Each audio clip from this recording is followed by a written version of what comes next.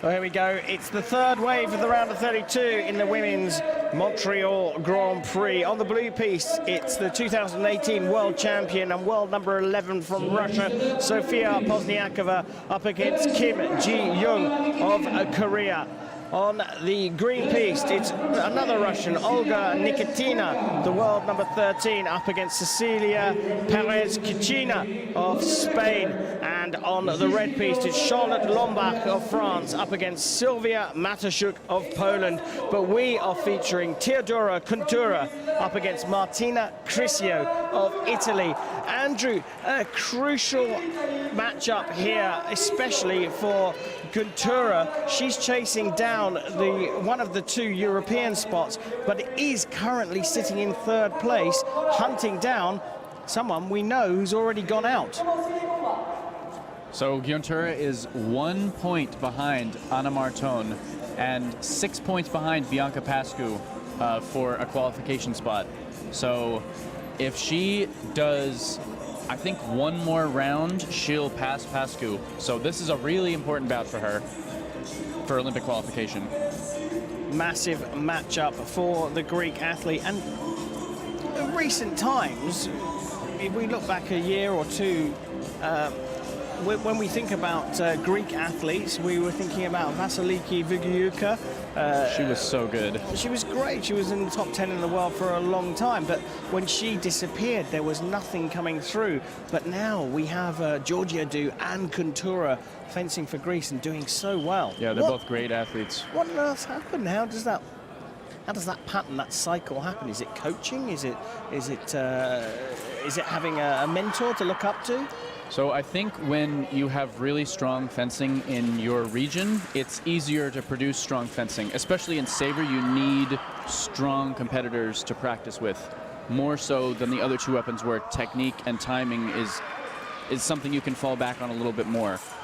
But I don't know exactly where those two are training, but sometimes when you see a great fencer like that retire, they don't fence anymore, and so at that point it's about training up those people from the beginning. So it can be a little while, but it seems like the cycle is starting to repeat, where the top fencer went away and now some great new fencers are taking their place. Well, she's on level terms now with Martina Criscio.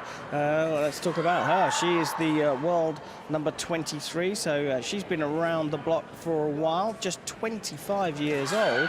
And Giovanni Serovic, the Italian coach, he's not picked his team yet for the Olympic Games, but it's likely that Italy are going to go.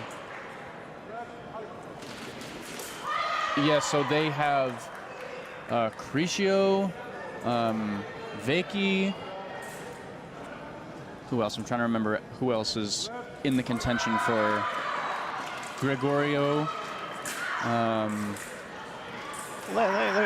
wealth of riches. Navarra, of course, and I'm talking about the épée team there. Vecchi, Criscio, Gregorio, but that fourth spot they're going after: Battiston, Chiraglia, Gargano, Momile, Lucarini, Passaro. I mean, Lucarini did really well today.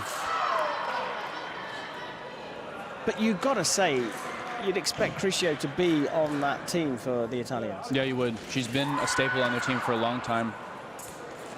She's proved that she can fence well in a team event.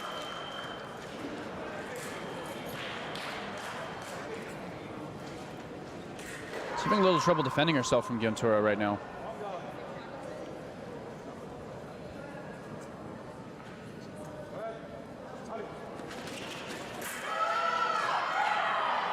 That's that situation I was talking about before, where the feet going first is so important in that second zone action.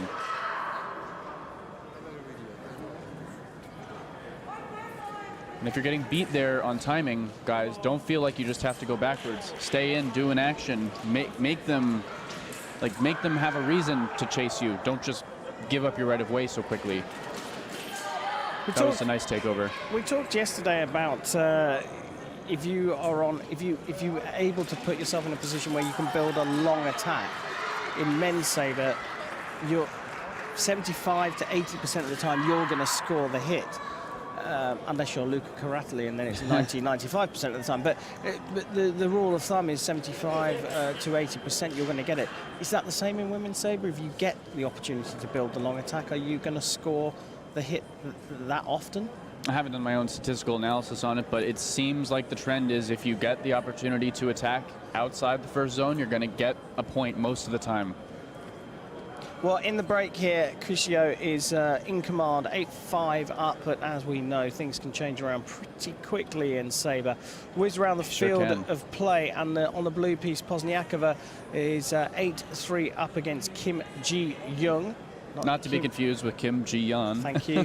Took words right out of my mouth. On the red piece, Charlotte de Lombak-Chachu is 8-5 up against Matuszak of Poland. And on the green piece, Nikitina of Russia is 8-2 up against Perez Kachina of Spain.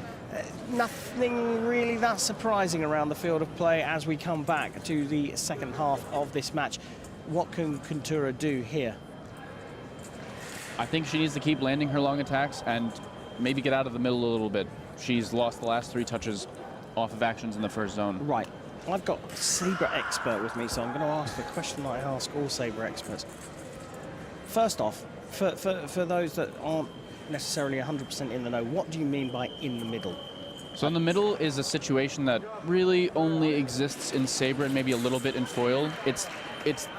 It's not a location on the strip, it's the time when the referee says ready fence.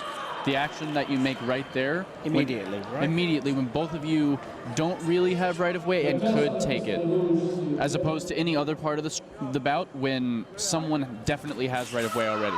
Right, so you said you want to take it out of the middle. So you basically don't want to have that first action being the decisive action. How does a fencer take it out of the middle? So there's a couple ways to do that. One way is to make just like a short, easy attack. If you're really struggling, like losing touches in the middle, make a short, easy attack and fight them on defense. It's not an ideal thing to do. So like a fake attack, basically. Yes, it's not an ideal thing to do with what we said before about the attack being so strong. But if you're just getting hit and prep over and over again, getting parried, if you feel like you have no control, do something to get out of the middle. Like fall short. At worst, at that point, you're gonna get parried or fall short and you can go backwards. But I mean, if you're just losing a string of touches, that's better than just, you know, continuing that pattern. I'm also a big advocate of, if you're losing a string of touches, tie your shoe, fix your hair, straighten your blade, do something to ice your opponent. It seems like Gkountoura is getting on guard a little too quickly, and she just keeps, you know, losing touches. At this point, Criscio wants to get on guard quickly because she's been successful doing that. She's got the momentum behind her, absolutely. Yeah. Even a little break like this, where the referee fixes her mask clip, is in Gkountoura's favor because, you know, it's nice to just ice the opponent a little bit. And there you go. As you predicted, when she takes it out of the middle, a bit more patience on the attack, putting it in phases, she gets the hit. Within 3 now of Criscio. Oh, but she fails there. Half-hearted, that one. Yeah, a little unlucky. I think if that had been too light because her feet started first, she would have gotten that touch. Agreed, yeah. In trouble now, though. Criscio just 2 away from going through to the round of 16 here in Montreal, and I think she's just delayed her attack there. But it looks like the coach, Serovic, the Italian coach, has said to Criscio to call for a video. Your thoughts on that hit? So she does get hit first, but the referee saw that she actually stopped, and then Gkountoura took over. Stuck with his decision. Fencers get 2 video appeals. If they're deemed to be correct, they keep them. But as it was in that case, Criscio didn't get it.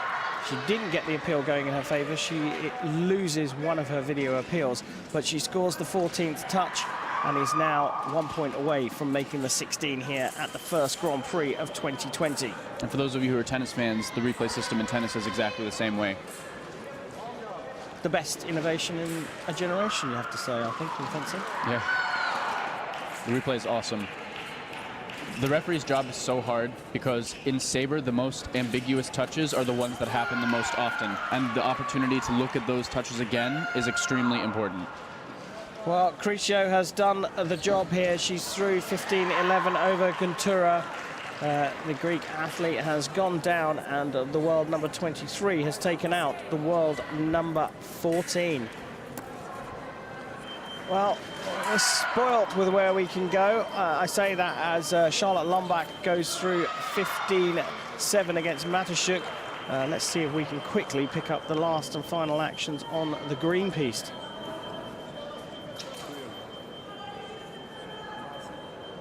So this bout is 14-8.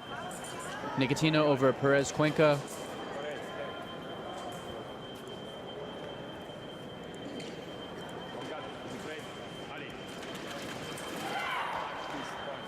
And that's the situation I was talking about, where they both stop and one person starts first with their feet.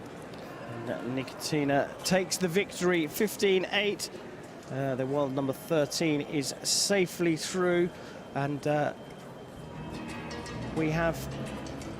Well, Actually, we have nothing left to talk about, do we? At the same exact moment, her teammate Pozniakova also won 15-8. So Pozniakova is through, along with Criscio, Nikitina, and Berder. Andrew and I will take a very short break. We'll be back for the fourth and final wave of the 32 very soon.